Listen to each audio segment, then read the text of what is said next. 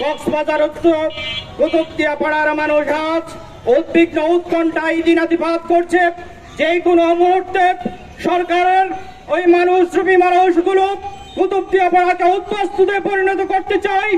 আমরা আজকের এই মানব বন্ধুত্বকে দ্ব্যর্থহীন কণ্ঠে বলতে চাই, কুতুবদিয়ার চারপাশে অবিলম্বে টেকসই বেড়িবাঁধ নির্মাণ করতে হবে, কুতুবদিয়ার রাস্তাঘাটে মেরামত করতে হবে, কুতুবদিয়ায় ফেরি চলাচল চালু করতে হবে, কুতুবদিয়ার মানুষের জীবনযাপনে সার্বিক ব্যবস্থা করতে হবে।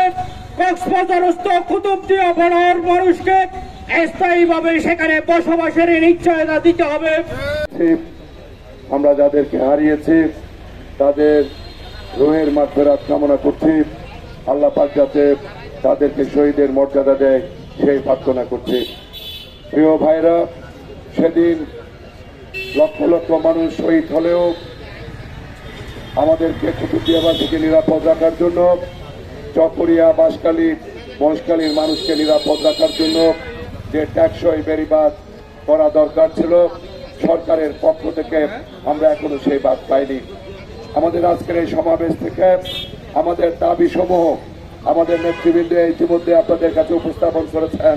আমরা সেই তিনটি দাবি যথাযথভাবে বাস্তবায়নের জন্য আপনাদের কাছে, সরকারের কাছে, উপদেষ্টাদের কাছে আমরা আবেদন জানাচ্ছি। কুতুবদিয়া যদি না থাকে, মহেশখালী যদি না থাকে, উপকূলীয় ছোট বড় দ্বীপগুলো যদি না থাকে, তাহলে সরাসরি এই জোয়ারের যে ঘূর্ণিঝড়ের ধাক্কাটা কিন্তু মূল ভূখণ্ডে আঘাত থামবে। তাইলে মূল ভূখণ্ড রক্ষার জন্য কুতুবদিয়া, মহেশখালী এরকম দ্বীপগুলো খুব গুরুত্বপূর্ণ। আপনারা চিন্তা করেন, যদি কুতুবদিয়ার অস্তিত্ব বিলীন হয় তাহলে বাঁশখালী থেকে ওদিকে আনোয়ারা থেকে শুরু করে এদিকে মহেশখালী যদি না থাকে, তাহলে আমরা চকরি এগুলো কি উপকূলীয় অঞ্চল থাকবে?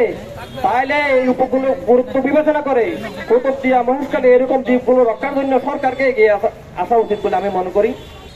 আপনারা জানেন, এই 37 বছর পর্যন্ত আমরা জলবায়ু প্রাপ্ত, আমরা ভূমিহীন, আমাদের এখনো পর্যন্ত ভূমিদস্যুরা আমাদেরকে রেহাই পেতে দেয় নাই, আমাদের স্থায়ী বন্দোবস্ত হইতে দেয় নাই।